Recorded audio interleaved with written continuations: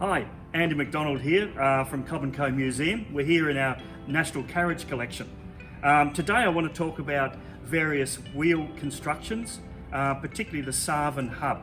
So here we have a traditional wheel construction with a turned wooden hub and mortise and tenon spokes with a full mortise and tenon to hold them in. There are bands of steel which are under the paintwork to basically hold the hub together. Now, there was a later invention, this has been around for centuries. In 1857, a guy called Savin invented a variation, and I'll show you that over here. Okay, so Savin in America, basically the second industrial revolution, things were really starting to move with machinery. Steam powered, some factories were starting up, and it enabled a lot of parts to be made quickly.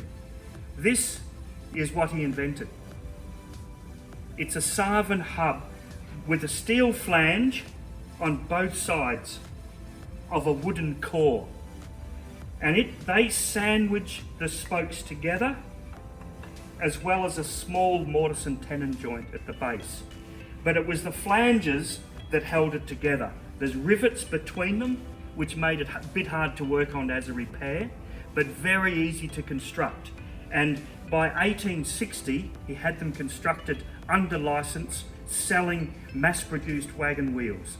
Very cheap, very efficient, and basically a throwaway item.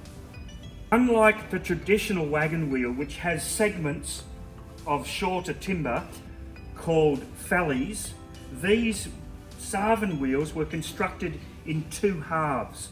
You can see here a joiner plate here. So that means that this is a continuous steam bent length of timber, usually hickory or oak, and in Australia some hardwoods were used, but basically two-part rim with steam bent fellies. That's another feature of the Savin wheel. Thanks for watching. For more videos, jump on our website.